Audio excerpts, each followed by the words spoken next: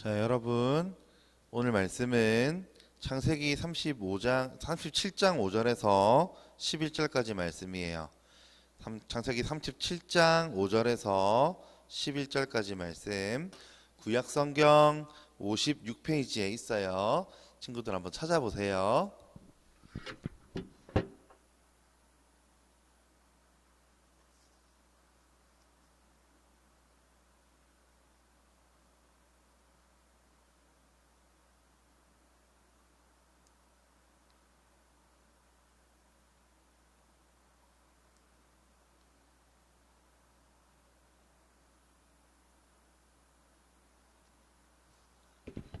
자, 찾았으면 목사님이 읽을게요.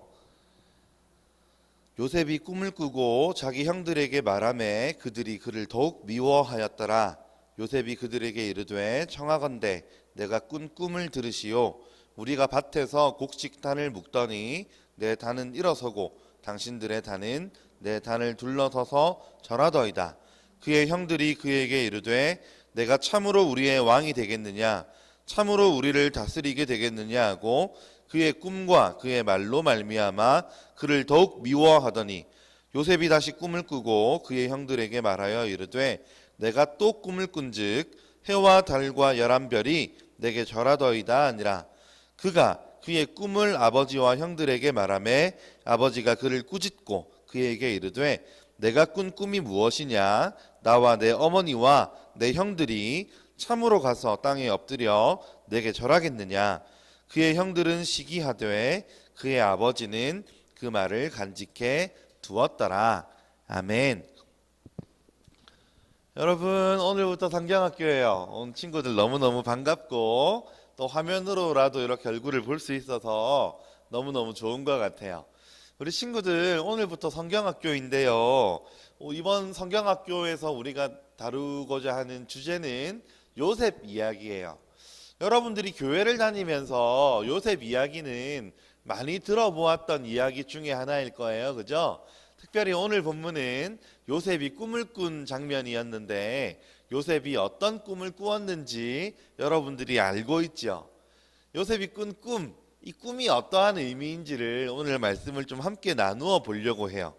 그런데 여러분, 오늘 말씀 요셉의 꿈 이야기가 있기 전에 창세기 36장에서 무슨 이야기가 있는지 여러분 한번 읽어보았나요?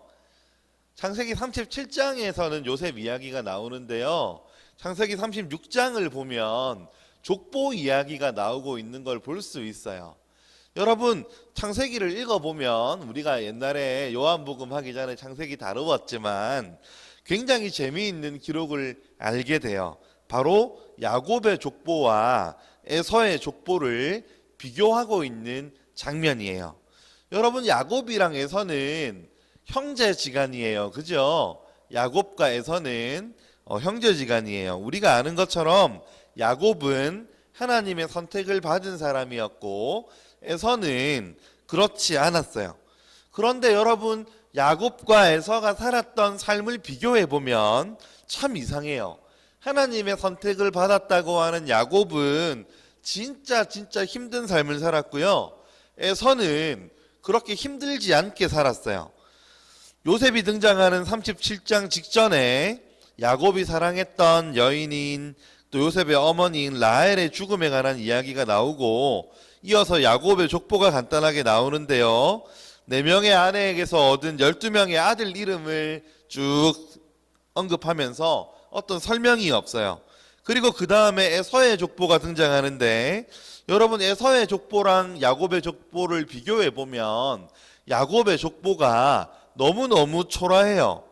야곱의 아이들 중에는요, 살인을 한 사람, 사람을 죽인 사람이 있었고요.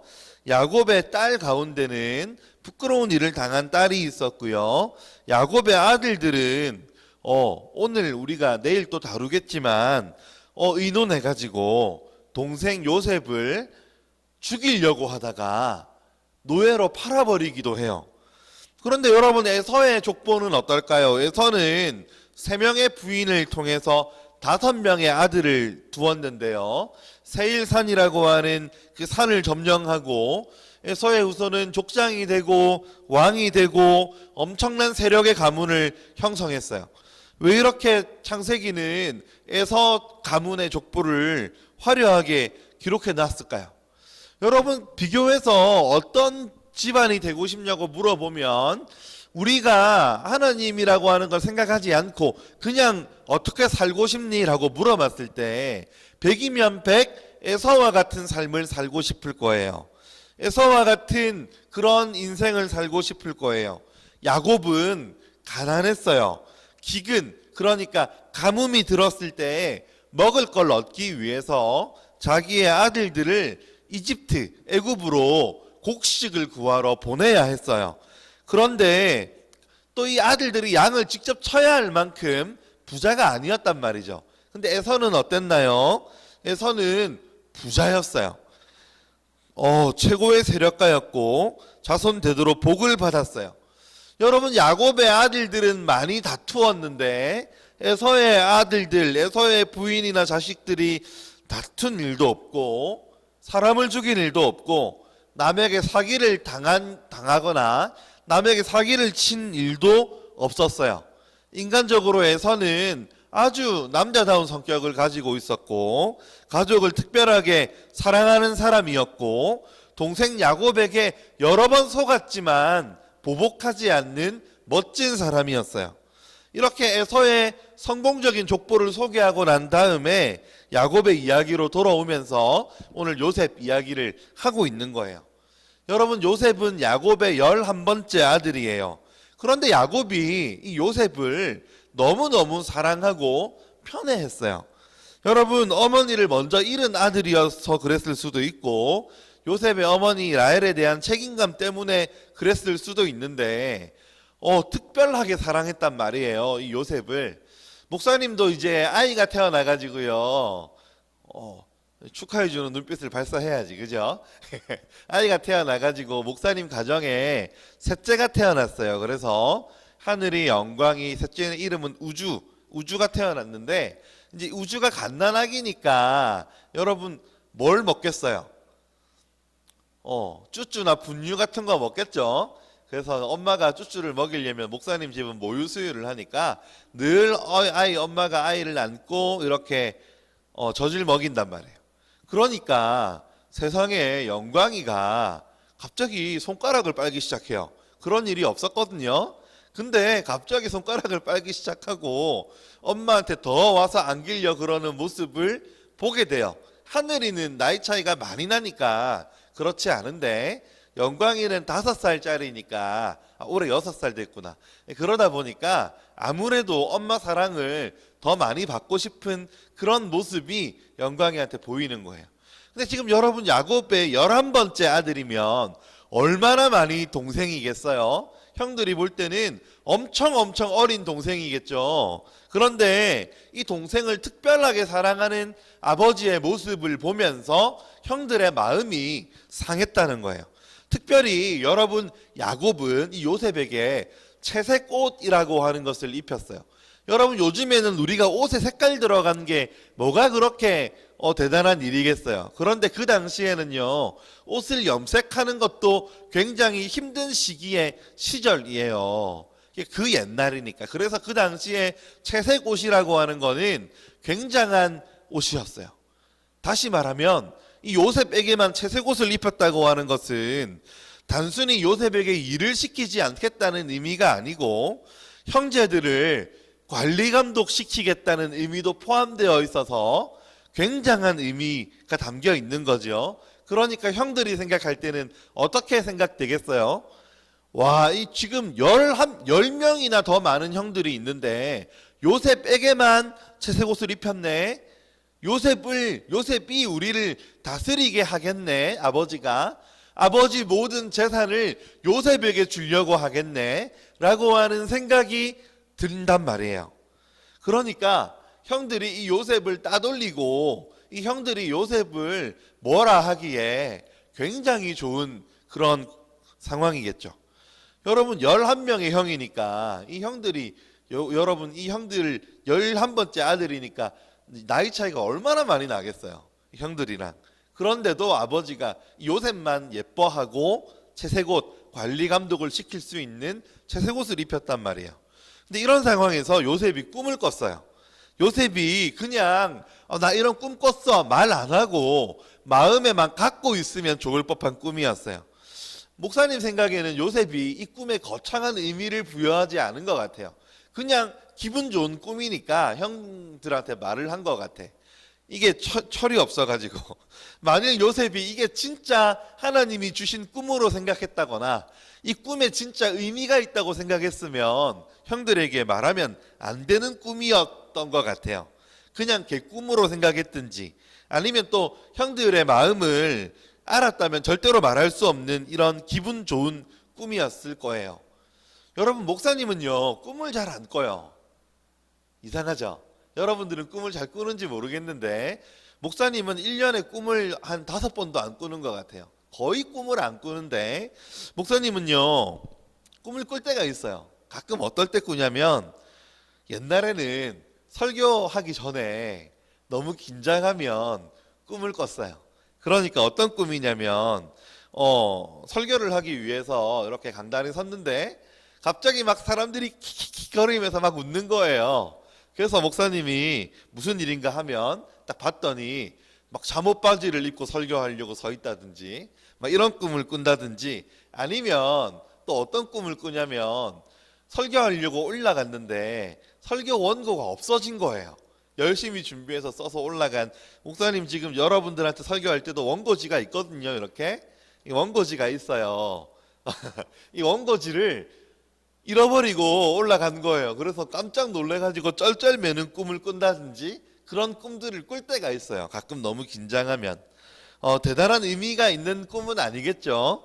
그냥 목사님이 설교하기 전에 많이 긴장했다든지 스트레스를 받았다든지 하는 꿈이었겠죠. 또 기분 좋은 꿈을 꿀 때도 있어요. 어떤 꿈을 꾸냐면 목사님은 영어 잘 못하는데요. 막 외국 사람들이 있는데 유창하게 영어로 설교를 해가지고 갑자기 설교를 들었던 사람들이 일어나서 기립박수를 친다든지 이런 속보이는 꿈을 꿀 때도 있어요. 이런 꿈은 또 어떤 뜻일까요? 목사님이 무의식 중에라도 좀 설교를 잘하고 싶은 그런 마음이 있었던 걸 보여주는 꿈이겠죠. 그래서 사람들이 이런 꿈을 꿨다 이렇게 이야기를 하면 설교에 신경을 되게 많이 쓰는 목사님이구나 이런 생각을 할 수도 있을 거라고 생각해요. 요셉은 아마 자기가 무슨 꿈을 꿨는지 내용을 잘 모르지만 그냥 자기한테 절을 하니까 기분이 좋았을 것 같아요. 그래서 이 꿈을 형들한테 그냥 이야기를 한 것 같아요. 근데 요셉의 꿈은 목사님이 꿨던 꿈처럼 어떤 그냥 일반적인 꿈이 아니고요. 이 꿈은 하나님이 꾸게 하신 꿈이었던 거예요. 여러분, 이 꿈을 통한 하나님의 계시가 참 이상해요. 창세기에는 하나님이 꿈을 통해서 꿈꾸는 걸 통해서 이제 하나님의 뜻을 알려주는 그런 일들이 많이 나오는데 아브라함에게도 꿈으로 이야기하시고 야곱에게도 꿈으로 약속을 확인해 주시고 하셨는데 요셉이 꿨던 꿈에 대해서는 하나님이 아무 말씀도 하지 않으세요. 그러니까 꿈에 천사가 나타난 것도 아니고 하나님이 직접 말씀하신 것도 아니라서 그냥 그동안 형제들이 자기를 미워하니까 형들이 나를 미워하니까 그 형들이 나에게 절하는 왕따를 당해서 꾼 심리적인 현상 정도로 이해할 수 있는 꿈이었어요.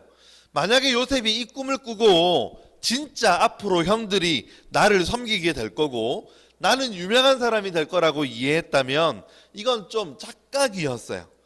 이건 요셉의 무의식 속에 자리 잡고 있는 생각이었으면 이건 요셉이 그냥 형들을 미워하는 마음이 많았다 이렇게 생각할 수도 있는 꿈이었을 거예요. 여러분, 요셉이 꾸었던 이 꿈은요 요셉의 꿈이 아니라 하나님의 꿈이었어요. 하나님의 꿈은 왕따 당하던 요셉을 어떻게 하면 형제보다 더 뛰어나게 할까? 이런 꿈이 아니었어요. 이 꿈은 요셉과 요셉의 형제들에 대한 꿈이 아니었어요. 목사님이 아까 애초에 설교 시작할 때 족보 이야기를 했잖아요. 족보 이야기. 야곱의 족보와 에서의 족보가 있다 그랬죠. 이거는 야곱의 족보와 에서의 족보 이야기예요. 여러분, 야곱과 에서예요. 아까 우리가 처음에 족보를 봤을 때 어떤 느낌이었죠? 에서의 족보는 너무 대단하고 훌륭한 족보였는데 야곱의 족보는 별 볼 일 없는 그런 족보였어요. 그래서 이걸 비교해 보니까 하나님을 섬기지 않던 에서는 큰 나라를 이루었고 하나님을 섬기는 야곱은 문제가 많고 어렵고 힘든 삶을 살았고, 그래서 하나님께서 하나님의 꿈과 계획, 이 야곱 족보의 꿈과 계획을 요셉의 꿈을 통해서 알려주신 사건이 요셉이 꿈을 꾼 사건이었어요. 요셉을 통한 하나님의 계획이 무엇이었을까요?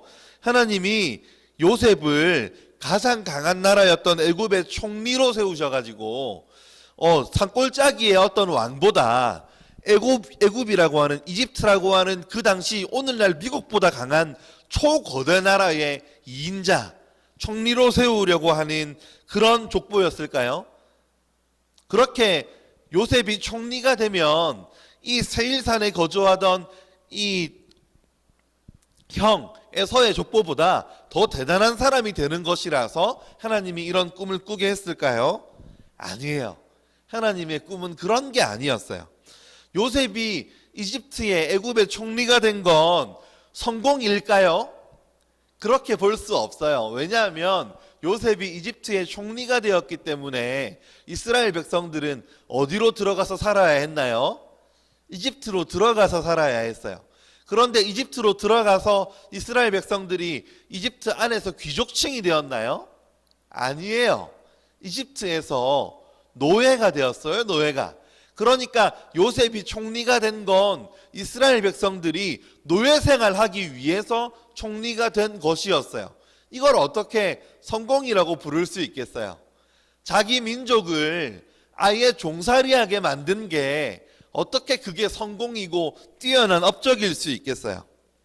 하나님은 아브라함이랑 언약을 맺을 때 가나안 땅을 그들에게 주겠다고 하셨어요.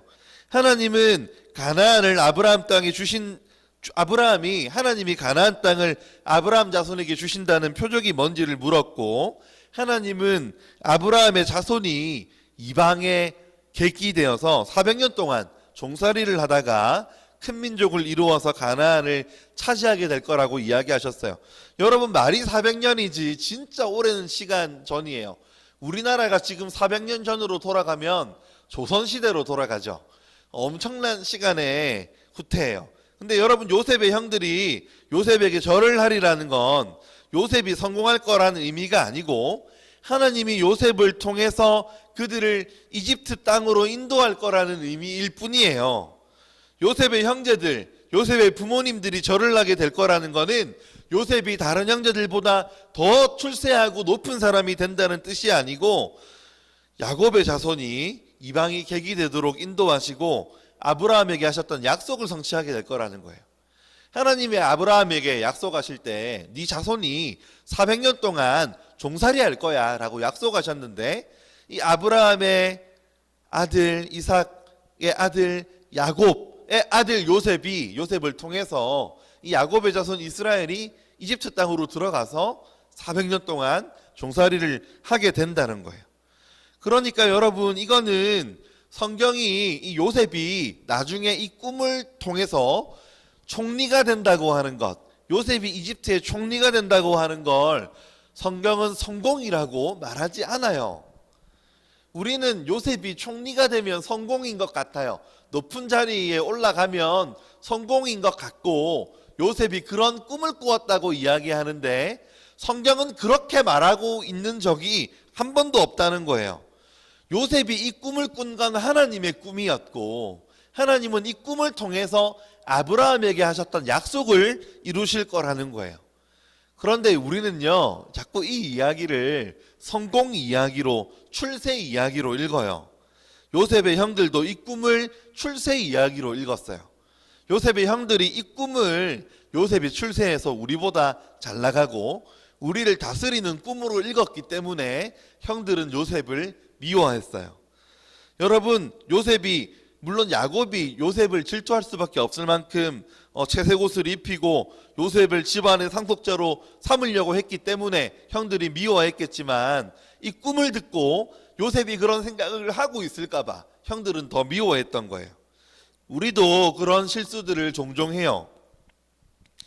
누가 어떤 사람이 되었다고 하면 예수 믿는 사람임에도 하나님의 뜻과 계획을 위한 가정이라고 생각하기보다 출세와 성공이라고 생각하고 비교하고 자랑해요. 그래서 위축되기도 해요. 우리가 세상에서 살아갈 때 얼마나 초라해 보이든 얼마나 빛이 나든 아무 상관없이 예수님을 믿는 사람은 하나님의 뜻 가운데 살아가고 있다고 생각해야 되는데, 자꾸 세상에서 뭔가를 잘하면 우쭐하고 세상에서 뭔가를 못하면 굉장히 의기소침해지는, 실망하는 모습이 우리 가운데 있음을 보게 돼요. 요셉의 꿈은 하나님의 자손인 야곱의 자손이 에서의 자손보다 못해 보이기 때문에 그들이 잘되게 하려는 하나님의 꿈이 아니었어요. 그를 성공하게 하려는 하나님의 꿈이 아니었어요. 하나님의 구원 계획이었어요. 이것은 예수님을 통해서 완성이 되었어요. 예수님을 주님으로 섬기고 이 땅을 살아가는 우리 모든 예수 믿는 사람들은 이 땅에서 얼마나 잘 사느냐의 잣대를 가지고 살아가는 사람들이 아니에요. 이 땅에서 얼마나 성공했느냐의 잣대를 가지고 이 땅을 살아가려고 하는 사람들이 아니에요. 우리가 생각하는 것은, 우리가 생각해야 하는 것은 어떻게 하면 하나님께 쓰임을 받을까라고 하는 생각으로 살아가야 되는 사람들이지요. 이 세상에서 가진 것이 없어도 괜찮고 아프고 초라한 인생을 살아도 괜찮고, 그런 상황에서라도 나는 예수님 때문에 살아요 라고 고백할 수 있는 사람이 진짜 예수님을 믿는 사람이라고 하는 거예요. 이 땅에서 잘 살 수 있어요. 출세할 수 있어요. 대단한 업적을 이룰 수 있어요. 그렇지만 이 모든 것들은 내가 예수님을 알고 예수님을 믿는 것에 비하면 아무것도 아니에요 라고 말할 수 있는 믿음이 우리 가운데 있어야 된다는 거예요. 요셉이 총리가 된 건 하나님의 꿈을 이루기 위한 과정이에요. 요셉이 총리가 되었기 때문에 이스라엘 백성들은 이집트로 들어갈 수 있었어요. 요셉이 총리가 되었기 때문에 하나님이 아브라함에게 말씀하신 것처럼 이스라엘 백성들이 400년 동안 종살이할 수 있었어요. 요셉이 총리가 되었기 때문에 이스라엘 백성들이 400년 종살이하고 난 이후에 큰 민족이 되어서 모세와 함께 출애굽할 수 있었어요. 이 모든 게 하나님의 계획이었어요. 근데 그걸 마치 요셉이 잘해가지고 성공한 것처럼 생각하고 요셉이 축복을 받아서 총리가 된 것처럼 생각해서 우리도 어떻게 하면 요셉처럼 총리가 될 수 있을까? 우리도 어떻게 하면 요셉처럼 높은 자리에 올라갈까? 우리가 어떻게 하면 요셉처럼 많은 사람에게 영향력을 끼치는 사람이 될까 생각한다면 이건 성경 말씀을 곡해해서 해석하는 것이고 잘못 해석하는 거예요. 우리가 진짜 추구하고 바라는 것은 하나님 앞에 쓰임을 받는 것이 되어야 하는 거예요. 요셉의 형들은 이 요셉이 꾸었던 꿈을 대단한 걸로 생각해서 요셉을 죽이려 했어요. 요셉의 별명이 꿈꾸는 자잖아요. 요셉이 내가 꿈꾸는 자입니다 한 게 아니고 형들이 요셉 놀린다고 저기 꿈꾸는 자라고 불렀죠. 여러분, 요셉의 형제들은 요셉을 미워한 게 아니라 결국 이 꿈을 하나님이 주신 거였다면 요셉의 형들이 미워했던 것은 무엇이었나요? 하나님의 계획이었어요. 요셉의 형들은 하나님의 계획을 미워한 것이었어요. 요셉의 형들은 요셉을 죽이려고 함으로써 하나님의 계획을 모독하고 거스른 셈이 되었어요. 여러분, 가끔 목사님한테 질문하는 학생들이 있어요. 제가 10년 뒤에 20년 뒤에 뭐가 되어 있을까요? 내가 뭐가 되어야 하나님 앞에 의미가 있는 삶이겠냐 물어보는 거겠죠. 이렇게 전 목사님은 대답합니다. 우리가 이 다음에 뭐가 되는 게 뭐 그렇게 중요할까? 뭐가 되는 게 뭐가 그렇게 중요할까? 물론 무엇이 되는 건 중요해요. 그렇지만 우리가 무엇이 되는가 보다 중요한 것은 누구를 위하여 사는가일 거예요. 어떤 사람이 어떤 직업을 가지는 사람이 되느냐, 어떤 일을 하는 사람이 되느냐 보다 더 중요한 건 그 일을 누구를 위하여 하느냐가 더 중요한 일이겠지요. 목사님이 신학대학원을 가기 전에 교육학 공부를 할 때, 교육학 석사 공부를 할 때 어떤 목사님이, 그때는 제가 전도사님이었는데요, 전도사인 저에게 물어봤어요. 전도사님은 앞으로 계획이 어떻게 됩니까? 어떤 계획, 어떤 목회를 하는 목회자가 될 겁니까? 앞으로 어떤 계획을 세웠습니까? 그래서 목사님이 모르겠는데요 했어요. 그런 거 생각해 본 적이 없는데요 그랬어요. 그랬더니 그분이 저한테 굉장히 인생을 무계획적으로 사는군요 이렇게 이야기하더라고요. 그래서 목사님이 대답했어요. 맞아요. 저는 무계획적으로 삽니다. 왜냐하면 제가 계획한 대로 된 게 하나도 없거든요. 목사님은 여러 계획을 세워보았는데 목사님 뜻대로 계획대로 잘 안 되더라고요. 목사님 뜻대로 계획해서 어디를 간 적이 없어요. 목사님은 대청교회에 사역하러 올 거라고 10년 전, 20년 전에 계획을 세운 적이 없어요. 목사님은 부산에서 사역하다가 거제도로 가서 사역해 볼 거라고 계획해 본 적이 없어요. 목사님은 뭐 교육학을 전공해서 교육학 박사가 된 다음에 신학을 하려고 했는데 그 계획도 틀어졌어요. 목사님이 계획했던 모든 게 제대로 들어맞은 적이 한 번도 없어요. 유학을 할 거라고 텍스 공부를 한 적이 있는데 유학을 간 적이 없어요. 굉장히 여러 계획을 세웠는데 계획대로 뜻대로 되는 게 하나도 없더라고요. 근데 어떤 계획을 세워서 뜻대로 되었냐 안 되었냐 보다 지금 목사님에게 중요한 것은 목사님이 어떤 삶을 누구를 위하여 사느냐인 거지요.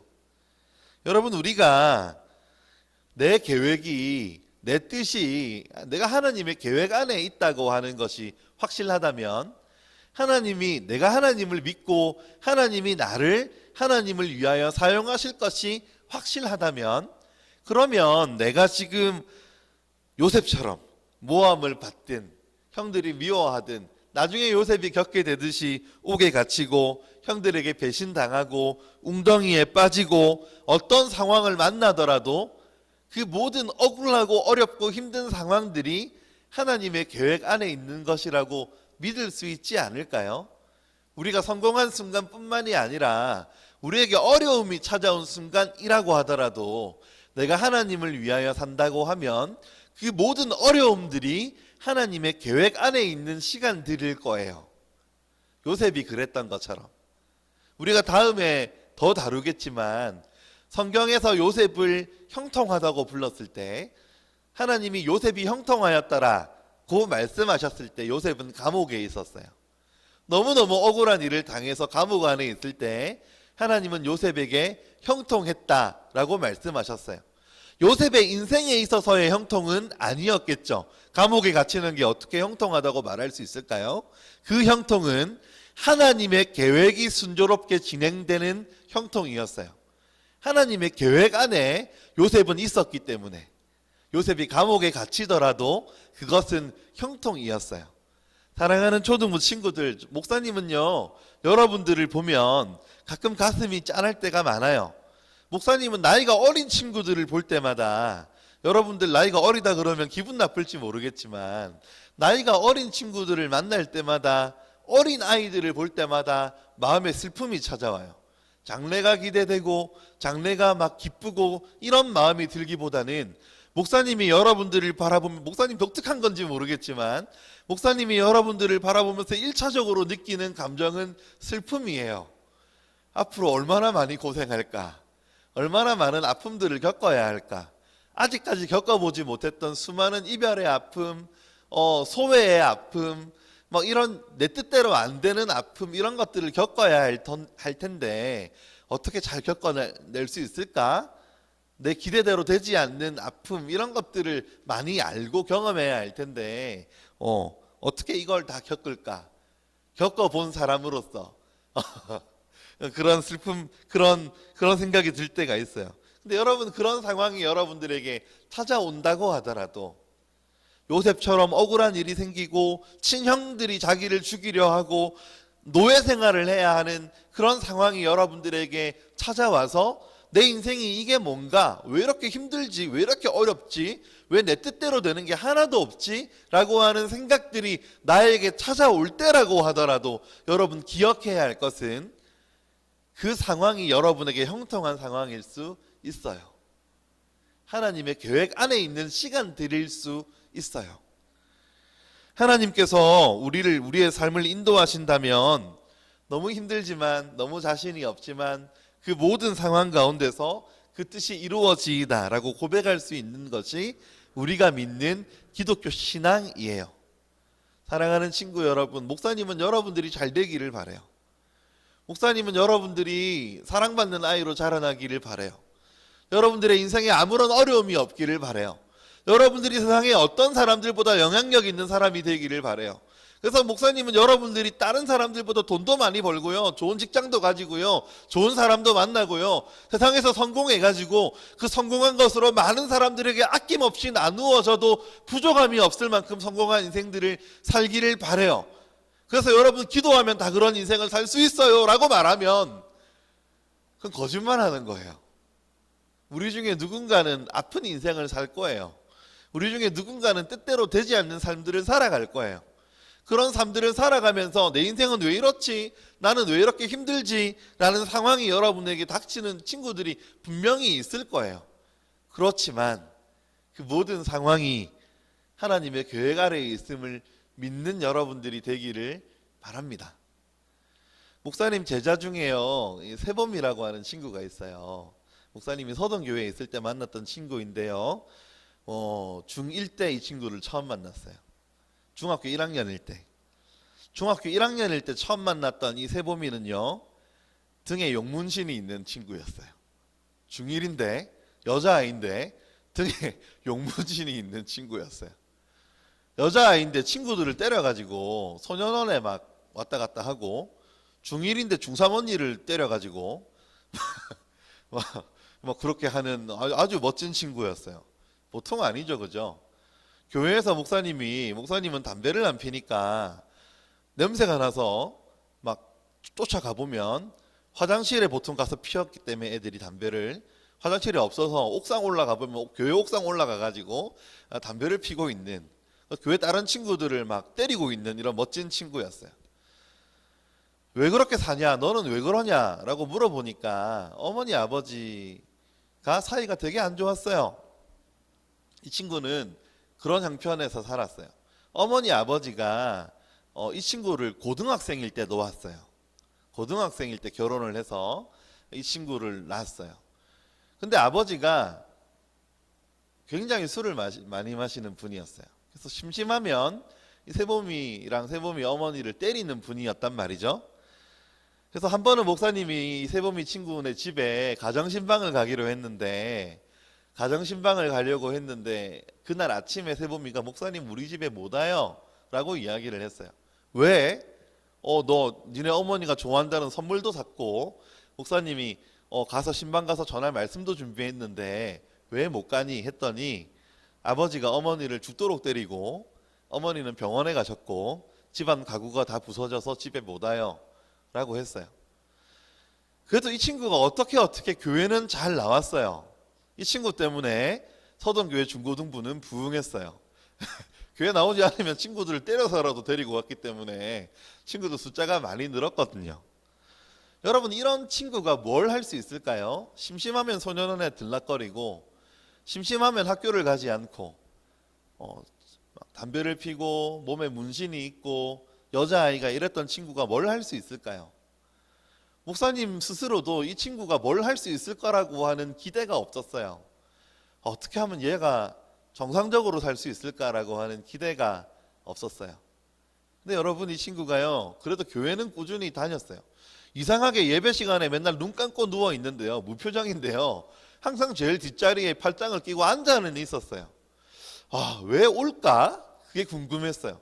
저렇게 재미없어 하는데, 반별 모임을 하면 쌤 나 가요 이러고 그냥 가는데, 그렇게 재미없어 하는 아이가 왜 굳이 와서 앉아 있을까? 그런 생각이 들었어요. 한 해가 지나고 두 해가 지나고 이 친구가 고등학생이 되면서 참 수없이 많은 시간을 이 친구 소년원 막 들어가고 이러면 쫓아다니고 하면서 세월을 보냈는데, 이 친구가 예수님을 믿겠다는 거예요. 졸업하기 전에. 이제는 예수님이 믿어진대요. 왜? 교회 공동체가 자기를 받아줬다는 거예요. 자기는 담배를 피고 못되게 하고 아이들 때리는데 자기를 쫓아내지 않았다는 거예요. 6년간 고3이 될 때까지 학교에서도 쫓아내고, 학교 쌤도 오지 말라는데 학교를 나오지, 차라리 너는 그냥 학교를 안 나오고 중퇴하는 게 어떠니? 라고 하는 말을 쌤들이 했는데, 근데 교회는 자기더러 나오지 말라는 말을 안 했다는 거예요. 계속 자기를 챙겨줬다는 거예요. 이걸 보니까 예수님이 믿어진대요. 여러분, 이 친구가요, 아무것도 할 수 없을 것 같았던 이 친구가요, 그 어려운 시간들을 딛고 지금은 혼자서 돈 벌어서 살아요. 어떻게 살 수 있을까 싶었던 친구가, 여러분 무슨 일을 하는지는 다음에 차후에 또 알려줄 기회가 있겠지만, 건전한 일을 하면서 자기 앞가림을 하고 살아가고 있어요. 되게 신기했어요. 어떻게 이럴 수 있을까? 이 아이를 바꿀 수 있었던 원동력은 무엇이었을까? 저는 하나님의 꿈이라고 생각해요. 하나님의 꿈. 이 아이를 향한 하나님의 꿈이 있었다고 생각해요. 이 아이가 대단하게 뭐 어떤 성공을 했던 것도 아니고요. 지금도 가끔 막 일이 잘 안 풀리면 전화가 와가지고 막, 얘는 아직까지 예수님을 믿는다고 말하면서도 그 거친 입을 고치지 못해서 목사님한테 이러면서 욕을 막 하면서 목사님한테 전화를 할 때도 있어요. 들어주지. 목사님이 들어줘요. 아직까지 그런 거친 면이 있지만 어쨌든 발버둥 치고 살아나가고 있어요. 살고 있어요. 버티고 있어요. 견디고 있어요. 그런 삶이 불가능할 거라고 생각했거든요. 목사님은 이 아이가 자살하지 않을까 싶었거든요. 너무너무 그 아이에게 짊어져 있는 무게들이 무거워서 어떻게 정상적인 삶을 살 수 있을까 싶었거든요.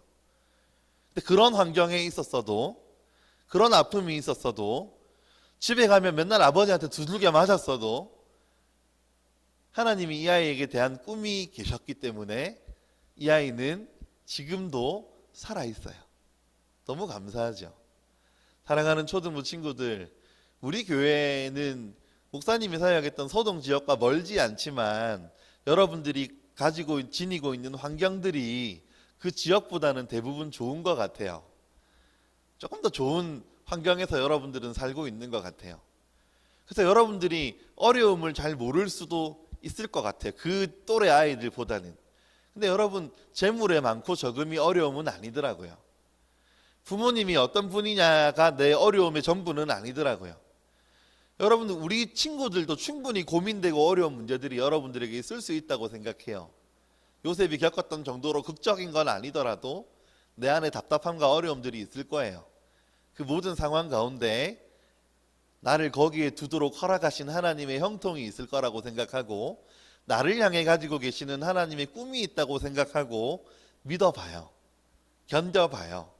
그러면 하나님께서 나에게 주신 그 꿈 안에서 형통함이 무엇인지를 깨닫게 되고 그렇게 살아갈 수 있는 은혜가 여러분들에게 있을 수 있을 거라고 목사님은 믿어요.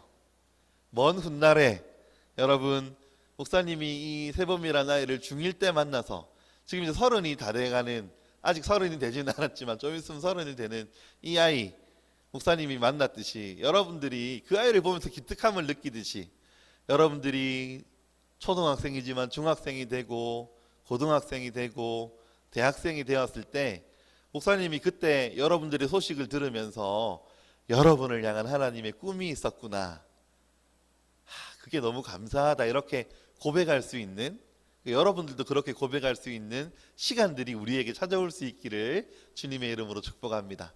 기도할까요? 사랑과 은혜가 많으신 하나님 아버지, 성경학교 첫째 날 말씀, 하나님의 꿈, 요셉의 꿈, 하나님의 꿈이라는 제목으로 말씀을 나누었습니다. 하나님, 우리 아이들에게 하나님이 각자 뜻과 계획이 있으신 줄 압니다. 그 계획이 때로는 우리의 마음에 들지 않더라도, 때로는 이해할 수 없을지라도 끝까지 하나님을 바라볼 수 있는 믿음이 우리 친구들에게 있게 하여 주시옵소서. 이 꿈이 우리 친구들에게 끝까지 있을 수 있도록 주님 역사하여 주시옵소서. 살아계신 예수 그리스도의 이름으로 기도하옵나이다. 아멘. 하늘에 계신 우리 아버지여, 이름이 거룩히 여김을 받으시오며 나라가 임하시오며 뜻이 하늘에서 이루어진 것 같이 땅에서도 이루어지이다. 오늘 우리에게 일용할 양식을 주시옵고 우리가 우리에게 죄 지은 자를 사하여 준 것 같이 우리 죄를 사하여 주시옵고 우리를 시험에 들게 하지 마시옵고 다만 악에서 구하시옵소서. 나라와 권세와 영광이 아버지께 영원히 있사옵나이다. 아멘.